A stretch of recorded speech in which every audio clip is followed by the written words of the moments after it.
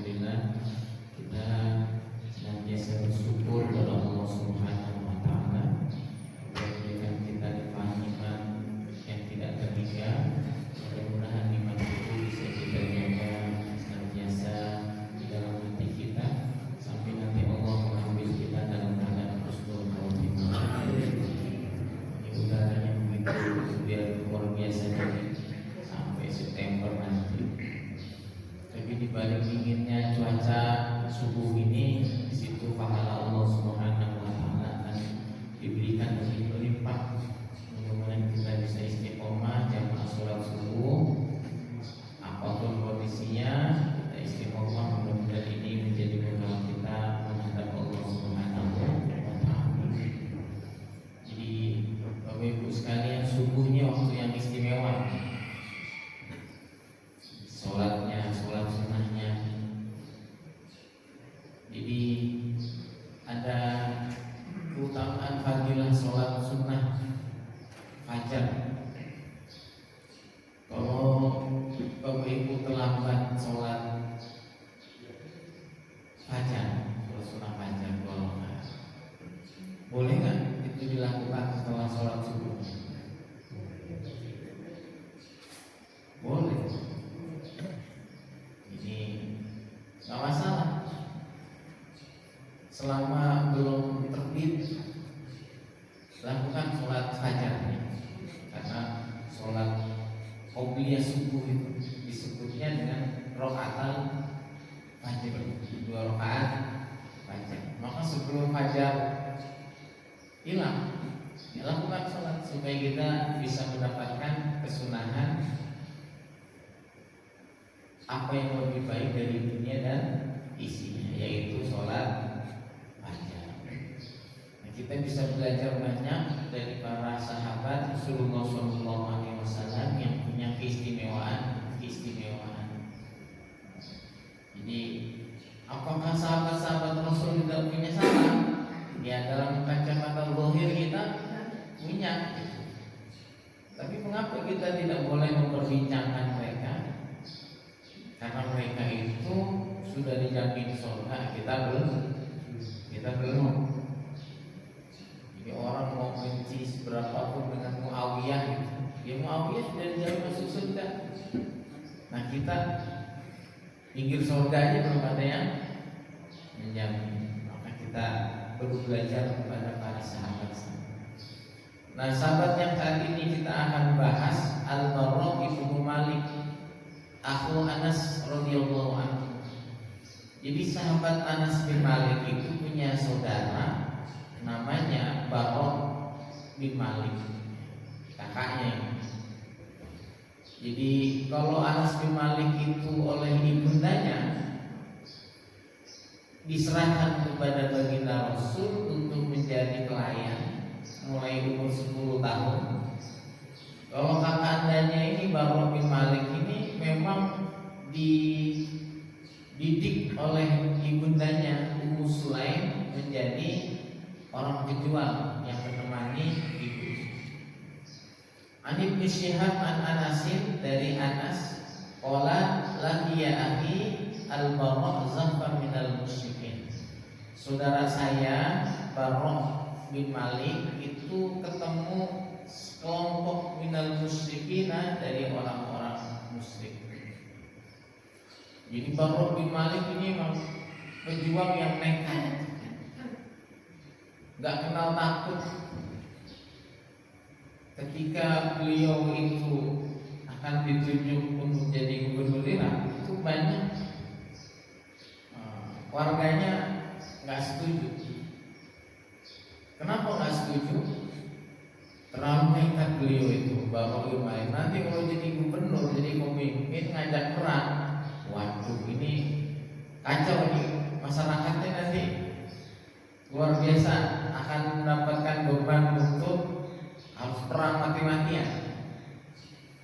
Saking nekatnya Barra bin Malik itu, beliau itu punya usul untuk diterbangkan ke bentengnya musuh. Bobol benteng musuh kan sulit. Tapi intinya perang zaman dulu, kalau pintu sudah terbuka, pintu gerbangnya itu. Pasukan bisa nyerbu, selesai perangnya itu bisa dimenangkan dengan mudah. Tapi kalau benteng itu belum jebol, akan sulit menang. Kenapa? Karena pasukan musuh dari atas bisa nembak pakai panah, sedangkan pasukan muslim yang nyerbu jadi di sasaran empuk. Kita mau mana harus ke atas dulu. Kalau dia tinggal nengok ke bawah dan anak panahnya lebih cepat turunnya, lebih bisa membunuh ketimbang kalau kita mana dari bawah ke atas. Nah, Barok bin Malik itu punya usul, gimana kalau aku lempar aja, dilempar pakai alat, terus dimasukin ke benteng.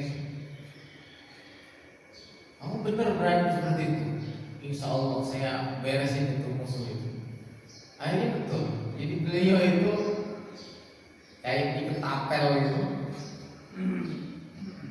sampai terbang ke bentengnya musuh. Nah kira-kira di benteng musuh itu sudah siap-siap belum orang-orang? Dia sudah siap-siap. Tapi namanya Barok bin Malik dilempar ke atas benteng, beliau langsung berperang sendirian untuk buka gerbang, dan gerbangnya terbuka. Ini pada perang melawan Musailamah al-Kadzdzab. Saking nekatnya beliau ini. Berapa tusukan yang beliau dapatkan pada kesempatan kali itu?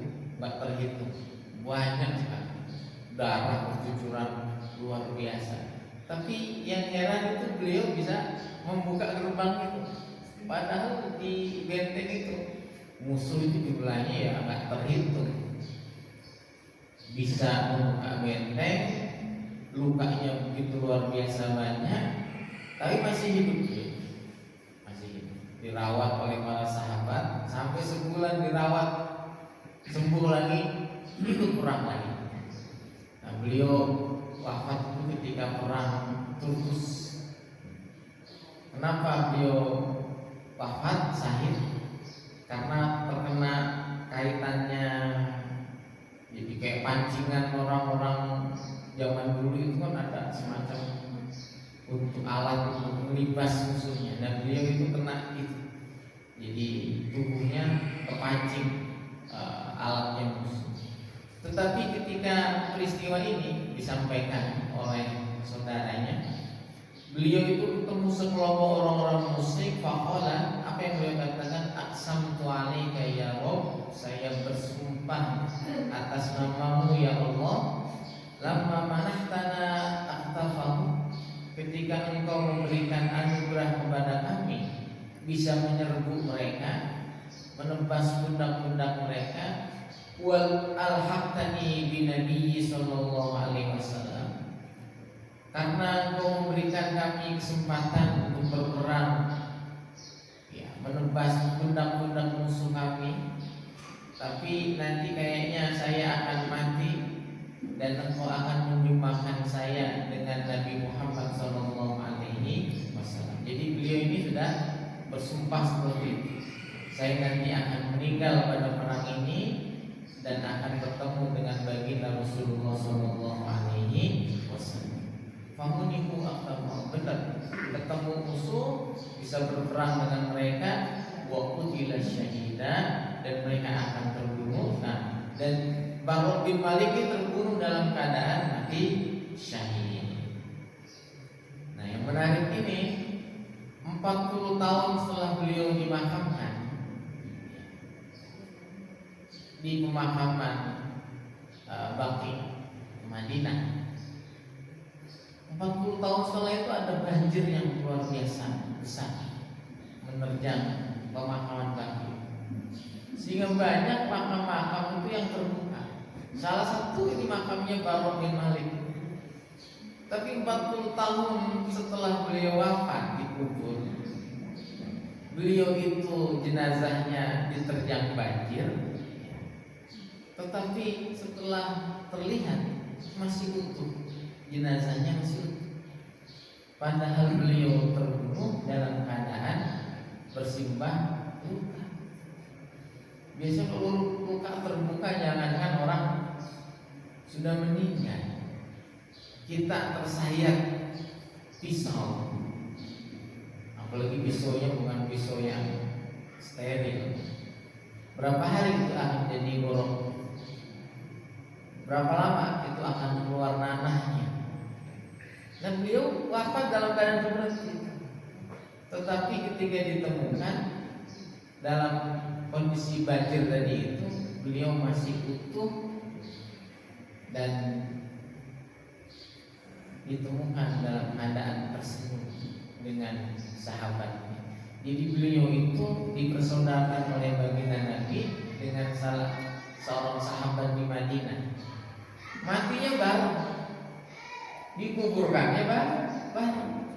Kata Rasulullah,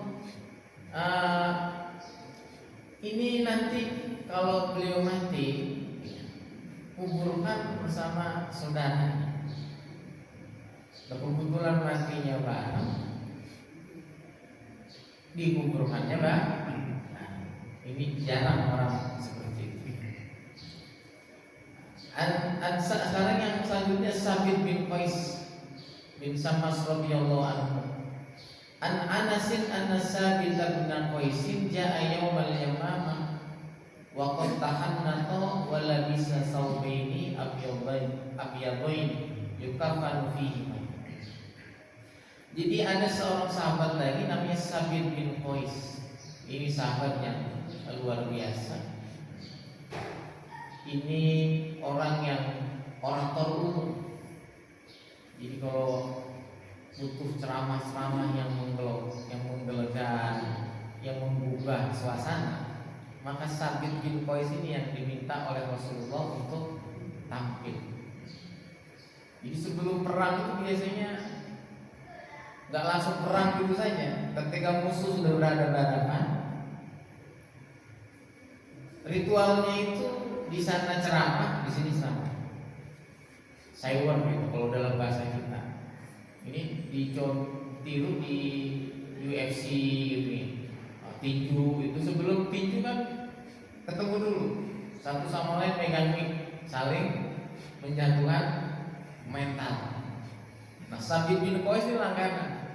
Kalau sudah musuh menyampaikan orasi, sekarang ketika gilirannya umat muslim, Sabit bin Qais yang diminta untuk orasi. Kamu balas orasinya. Sudah capek bicara, balas-balasan, nah baru perang. Perangnya tuh nggak langsung perang ketemu bus gitu. Biasanya perang satu-satu dulu. 3 di sana, 3 di sana. Jadi 3 orang dari orang kafir disuruh maju, siapa saja perwakilannya dari kaum muslimin juga disuruh maju di 3. Nah perang satu-satu. Setelah itu selesai, nah baru perang rame-rame. Nah kalau yang tidak pernah ketinggalan untuk disuruh mewakili umat Islam berperang itu satu-satu nih, Ali bin Abi Thalib. Ali bin Abi Thalib itu kalau lawan satu-satu itu mestinya dicari oleh Rasulullah. Ali maju, Ali bin Abi Thalib. Karena Ali bin Abi Thalib itu dijuluki Haidar. Haidar itu singa kecil. Dari kecil itu memang sudah jago berkelahi. Maka orang-orang Iran itu kan sangat suka kepada Ali, Hasan, Husain. Ketika berperang ya labbaik ya Haidar, saya menerima panggilanmu wahai singa kecil. Sayyidina Ali karramallahu wajhah. Nah Sabit bin Qais ini ketika perang Yamamah, perang Yamamah itu perang melawan Musailamah al-Kadzdzab. Wa qad tahannata, dia itu udah siap-siap baju. Wala bisa saubaini abyadaini, beliau memakai 2 pakaian yang putih. Yukaffanu fihima, yang beliau itu akan dikafani dengan 2 pakaian. Walaupun sebenarnya orang mati syahid tidak perlu dikafani. Orang mati syahid itu dikuburkan dengan baju di mana baju itu ada darahnya. Wa qadin hazamal qaum, nah musuh itu menyerbu. Faqala, maka beliau berkata, Allahumma inni abra'u ilaika mimma ja'a bihi haula'il musyrikun wa a'tadiru ilaika mimma sana'a haula. Ya Allah, saya membebaskan diri saya ilaika kepadamu mimma ja'a bihi haula'il musyrikun, dari segala sesuatu yang dibawa oleh orang-orang musyrik. Ya Allah, saya ini gak ikut-ikutan dengan kemusyrikannya mereka. Jadi abra'u ilaika mimma ja'a bihi haula'il musyrikun. Orang-orang itu musyrik, murtad, saya ini gak mau ikut-ikutan kemusyrikan mereka. Wa a'tadiru ilaika mimma sana'a haula, saya tapi juga minta maaf kepada engkau dari segala sesuatu yang mereka kerjakan. Artinya apa? Bisa jadi ini karena kesalahan saya, dakwah saya yang kurang, saya minta maaf ya. Fa bisa ma'awatukum akramukum.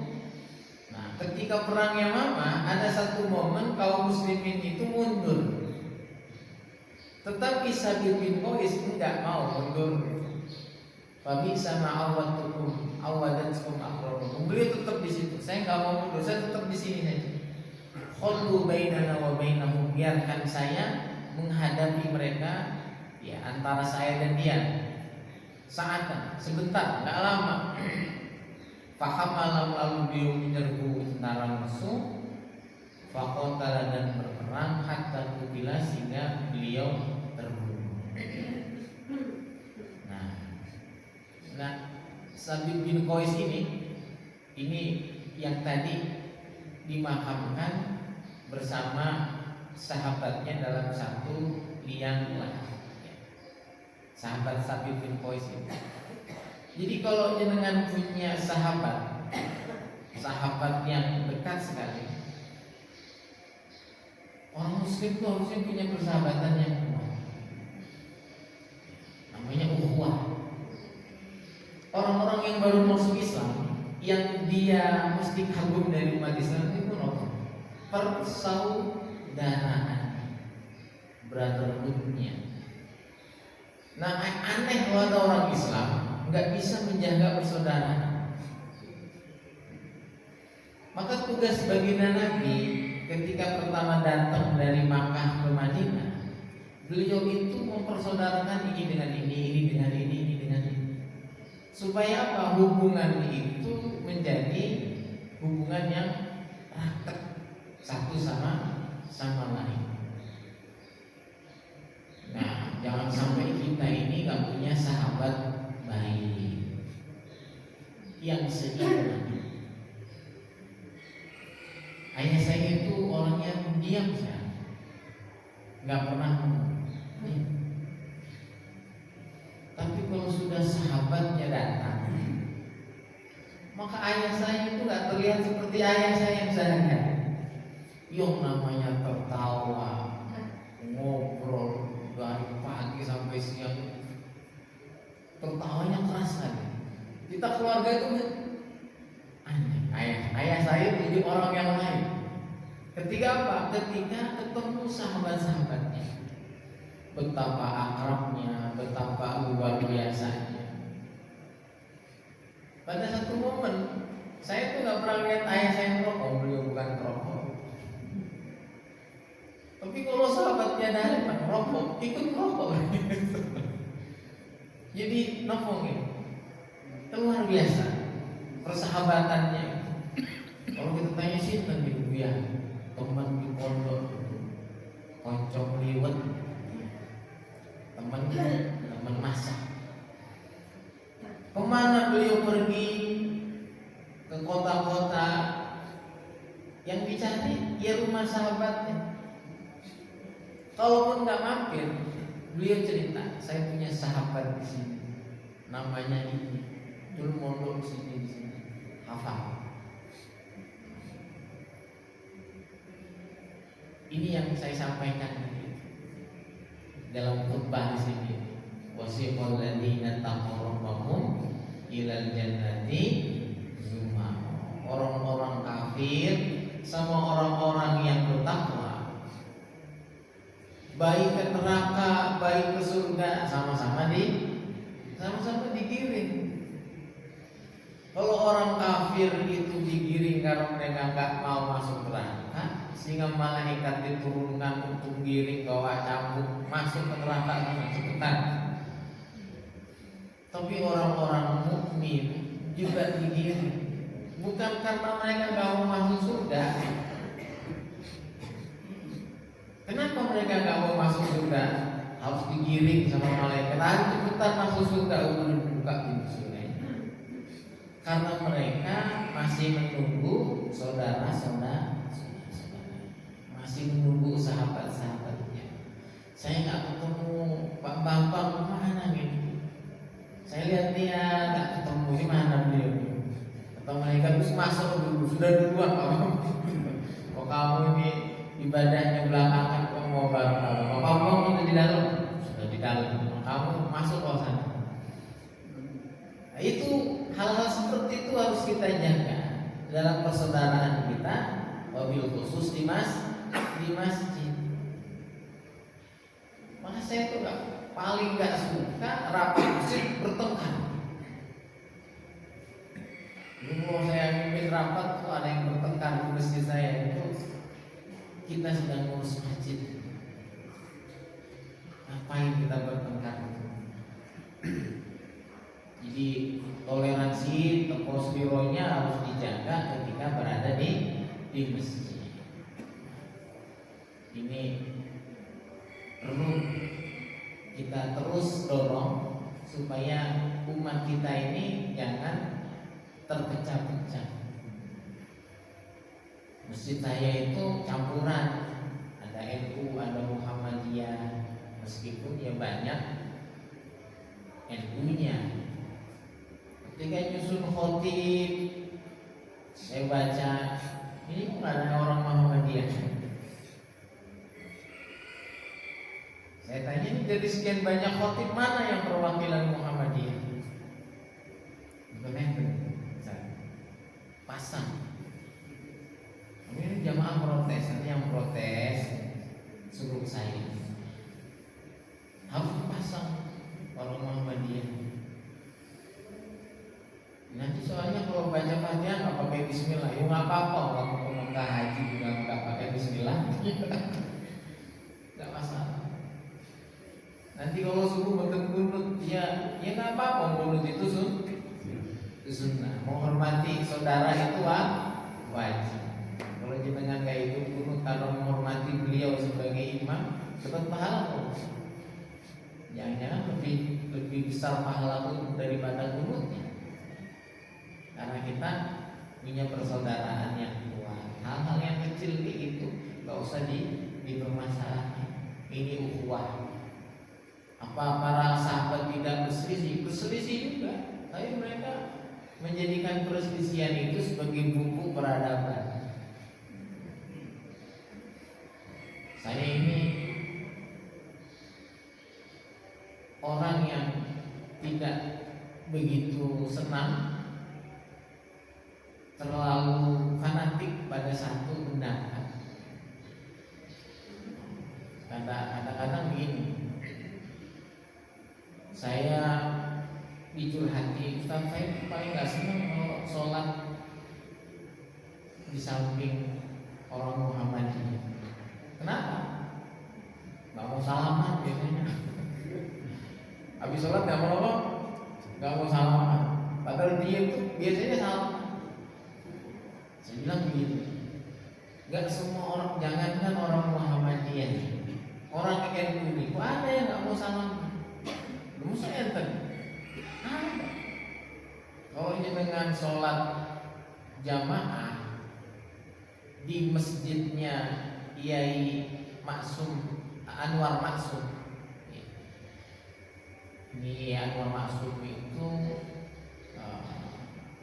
adiknya menantunya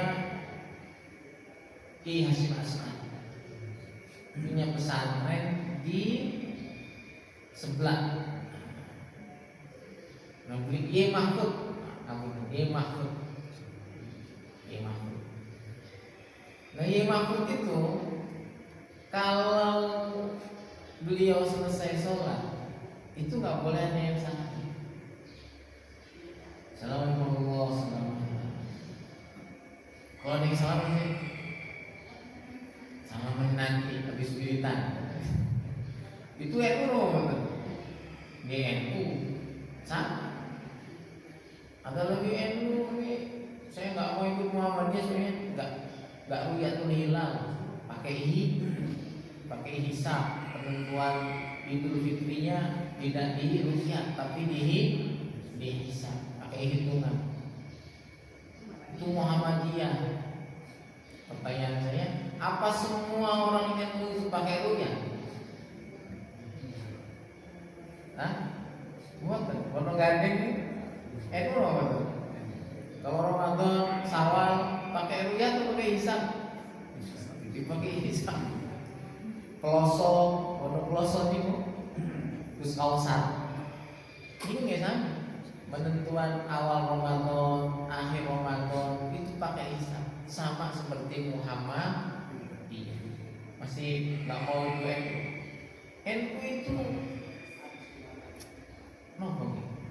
NU itu ormas yang sebenarnya oleh Hadratus Syekh Hasyim Asy'ari dalam konun asasinya sudah ditulis. Madhabnya apa NU ini? Mengakui 4 madhab: Hanafi, Maliki, Syafi'i, Ahmad bin. Jadi kalau jenengan nggak percaya di konun asasinya NU itu mengakui kita madhab, 4 madhab diakui semuanya oleh NU, oleh Hadratus Syekh Hasyim Asy'ari. Walaupun yang dominan Syafi'i, tetapi 4 madhab itu diakui. Karena itulah Hadratus Syekh Hasyim Asy'ari itu menjadi sosok yang bisa merekatkan umat Islam. Jadi seperti itu. Maka kemarin itu saya senang ketika Kiai Thaifur Mawardi wafat, Abu Bakar Basir melawan. Abu Bakar Basir kan keras nih, Salafi. Tapi ketika ada ulama NU yang wafat, dia datang takziahnya, menyatakan bela sungkawa. Sampai di rumah saya itu suatu saat ada yang wafat, santri tenggelam, santri ayah saya ada yang wafat tenggelam di kali. Sahabat-sahabat beliau jamaah tabligh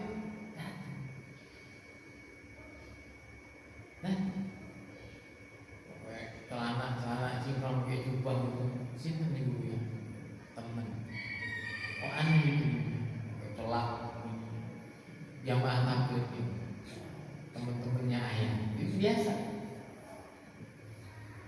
Jadi jangan kita mau di kotakan. Ini perjuangan kita di situ. Ukhuwah al-akhillahu yawma idin ba'duhum li ba'din aduwwun ilal. Orang nanti yang di dunia itu mereka jadi sahabat dekat, ketika di akhirat akan bermusuhan, kecuali antara orang yang bertakwa. Mungkin musuhan di dunia, tapi ketika di akhirat mereka berangkul. Gitu. Sekarang Amr bin Jamuh radhiyallahu anhu ini wafat 3 Hijriah. Karena A'rajah, jadi namanya Amr bin Jamuh bin Jumuh ini pincang kakinya. Falam yashad Badron, beliau tidak bisa ikut perang Badar. Falam mahadara Uhud, ketika datang perang Uhud, aradal khuruja, beliau itu ingin ikut perang Uhud. Famana'ahu banuhu, nah putra-putranya yang berjumlah 3 itu menolak. Jangan ya. Kenapa? Wa qalu qad adzarallahu. Jangan enggak usah ikut perang. Allah itu sudah memberikan uzur kepada jenengan. Enggak terima beliau. Fa'ata Rasulullah sallallahu alaihi wasallam, datang kepada baginda Rasul. Ya Rasul, inna baniya yuriduna ayyahbisuni anil khuruj. Wahai baginda Nabi, anak-anak saya niku ingin menahan saya agar tidak keluar ikut perang Uhud. wa inilah arju an ato'a bi arjati hadihi fil jannah. Padahal saya ini ngarep-ngarep bisa menapaki surga dengan kaki pincang saya. Saya ini pengen masuk surga dengan kaki pincang saya ini. Lah kok sama anak-anak saya nggak boleh? Terus ya Rasulullah. Apa kata kanjeng Nabi? Amma anta faqad adzarakallah. Pak Amr bin Jamuh jenengan ini pun diberikan uzur oleh Allah. Nggak usah itu perang untuk nopo-nopo. Itu omongan sinten kanjeng Nabi kepada Amr bin Jamuh. Dengan dosa itu perang sudah dapat uzur dari Allah. Tetapi kanjeng Nabi juga ngomong ke anak-anaknya, la'anikum alla tamna'uhu la'anallaha azza wa jalla yarzuquhu syahada. Kalau ngomong kepada ayahnya dengan sudah uzur, tidak perlu ikut perang. Tapi beliau ngomong ke anak-anaknya, kalau nanti ayah kamu tetap mau perang, jangan dilarang ya. Barangkali yang dikehendaki oleh ayah kamu oleh Allah dijabah. Jadi ngomong ke ayahnya, untuk usang ya, dengan uzur, gak apa-apa kayak berperang. Tapi kalau ngomong ke anaknya, nanti kalau ayah kamu pengen tetap perang, biarkan. Jadi Amr bin Jamuh ini memang orang yang sangat baik sekali. Antara beliau dengan anak-anaknya, lebih dulu anak-anaknya masuk Islam. Jadi anak-anaknya 3 sudah masuk Islam duluan, ayahnya belum masuk Islam. Maka beliau itu nggak mau kalah sama anaknya. Saya ini Islamnya sudah kalah sama anak-anak saya. Kok saya nggak bisa perang? Anak-anak saya bisa perang. Walaupun saya pincang. Nah, fatorokuhu karena itu pesannya baginda Nabi. Nah, ayahnya sudah dikasih tahu oleh baginda Rasul dengan nggak usah ikut perang itu sudah uzur, ada uzurnya, motor-motor. Fatorokuhu maka anak-anaknya membiarkan ayahnya ikut perang uzur. Qalat imra'atuhu istrinya Amr bin Jamuh ini berkata, faka'anni anzuru ilaihi muwalliyan. Saya ini melihat dia berpaling berangkat ke Uhud, qad akhadha daraqatahu sambil membawa perisai bajunya yang terbuat dari kain. Wa huwa yaqul, beliau berkata, Allahumma la taruddani ila hisbi wa hiya manazilu bani Salamah. Ya Allah, jangan saya engkau kembalikan ke kelompok di Bani Salamah. Artinya apa? Beliau tidak ingin balik ke rumah. Ya Allah, ini perang saya nggak ingin balik lagi ke kaum saya. Artinya apa? Beliau ingin mati syahid. Faqutila wa wabnuhu Khalid. Dalam perang itu beliau terbunuh bersama putranya yang bernama Khalid. Ketika baginda Nabi melihat beliau wafat, apa kata baginda Rasul? Orang yang nanti paling cepat masuk surga dengan kaki pincangnya itu, ia Amr bin Jamuh, mengalahkan orang yang kakinya lengkap. Nah, orang kadang-kadang membawa kelemahan dia untuk menjadi alasan tidak dekat Allah. Nah, Amr bin Jamuh tidak. Kelemahannya apa? Kelemahan itu yang akan bawa saya ke surga. Saya itu sering bicara ke sesepuh-sesepuh di rumah, meskipun dengan sudah sepuh, jalan ke masjid sulit, usahakan gimana caranya itu berangkat ke masjid. Kenapa? Ya di situ pahalanya memang yang besar. Walaupun berangkat nggak apa-apa. Sampai rumah saya kan kayaknya lebih besar dari rumah Wah Hari sepertinya. Kalau yang sulit untuk naik motor, rokok beli odong-odong mahal nih masjid ini. Beli odong-odong untuk nongol anggota jamaah-jamaah yang sepuh-sepuh nih kan seru loh pakai isinya orang sepuh-sepuh sambil ngobrol-ngobrol. Saya usulkan gitu ya, itu tolong belikan odong-odong isi berapa itu untuk rombongan. Ini untuk rombongan jamaah-jamaah sepuh nih.